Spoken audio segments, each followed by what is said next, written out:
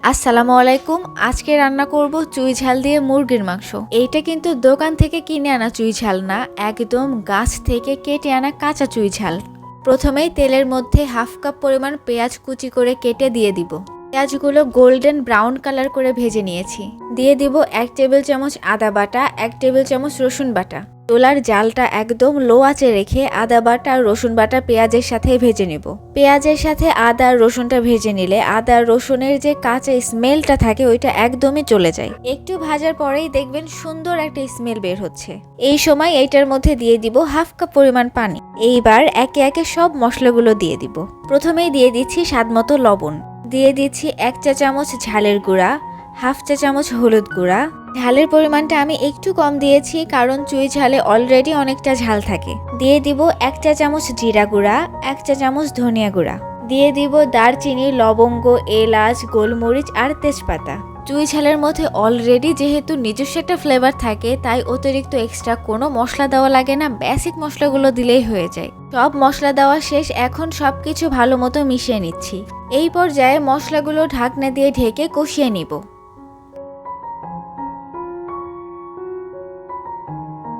ঢাকনা উঠালেই দেখবেন সব তেলগুলো উপরে ভেসে উঠেছে, তখন বুঝবেন মশলা কষানো হয়ে গেছে। এই মশলাগুলোই আরেকটু নাড়াচাড়া করে কষিয়ে নেব যেন ভিতরে একটুও পানি না থাকে। এই মশলার মধ্যেই দিয়ে দিচ্ছি আগে থেকে পরিষ্কার করে রাখা মুরগির মাংস।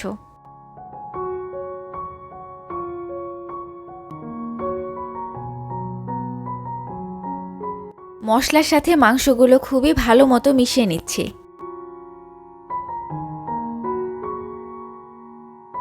মেশানো হয়ে গেলে এই মাংসগুলো আমরা ঢাকনা দিয়ে ঢেকে রান্না করব। এখনই এক্সট্রা করে কোনো পানি দেওয়া লাগবে না, ঢাকনা দিয়ে ঢেকে রান্না করলে অলরেডি আস্তে আস্তে অনেকটা পানি বের হবে, সেই পানি দিয়ে আমরা মাংসটা আগে রান্না করে নেব। এই পর্যায়ে চুলার আঁচটা মিডিয়ামে রাখতে হবে। দেখতেই পাচ্ছেন এখনই অনেকটা পানি বের হয়ে গেছে। একটু নেড়ে দিচ্ছি যেন নিচে লেগে না যায়।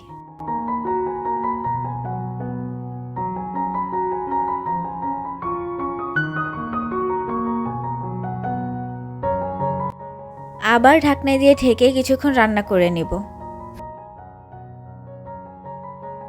অল্প পানি থাকা অবস্থাতে আমরা রসুন আর চুই ঝালগুলো দিয়ে দিব। চুই ঝাল যেহেতু কাঁচা তাই আমি এখনই দিয়ে দিচ্ছি। আপনারা যদি বাজার থেকে কিনে আনেন তাহলে মশলাটা কষানোর সময় চুই ঝালগুলো দিয়ে দিবেন।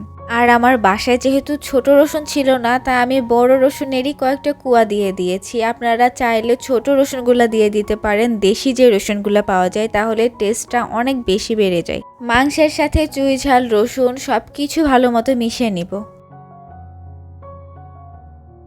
আবারও ঢাকনা দিয়ে ঢেকে দিচ্ছি। মাংস থেকে যে পানিটা বের হয়েছে এই পানিটা একদম না শুকানো পর্যন্ত এইভাবেই ঢাকনা দিয়ে ঢেকে রান্না করব। সবকিছু খুবই ভালো মতো কষানো হয়ে গেছে, আপনারা দেখতেই পাচ্ছেন এক্সট্রা কোনো পানি নাই। এখন এই মাংসের মধ্যে আমরা ঝোলের পানিটা দিয়ে দিব। আমি এখানে হাফ কাপ পরিমাণ গরম পানি দিয়ে দিচ্ছি। যেহেতু এটা মুরগির মাংস, এতক্ষণ কষানোর কারণে এটা পুরোপুরি সেদ্ধ হয়ে গেছে, তাই একদমই অল্প পানি দিয়েছি যেন একটু গ্রেভি থাকে। সবকিছু ভালো মতো নাড়াচাড়া করে নিচ্ছি।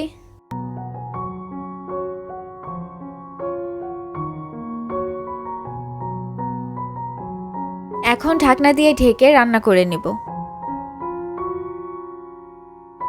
ঢাকনা উঠিয়ে ভালো মতো নাড়াচাড়া করে নিচ্ছি।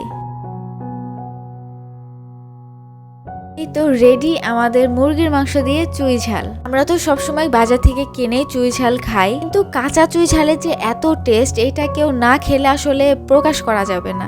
গাছ থেকে কেটে একদম কাঁচা চুই ঝাল খাওয়ানোর জন্য থ্যাংক ইউ মৌ আপু। এতক্ষণ সঙ্গে থাকার জন্য সবাইকে অনেক ধন্যবাদ।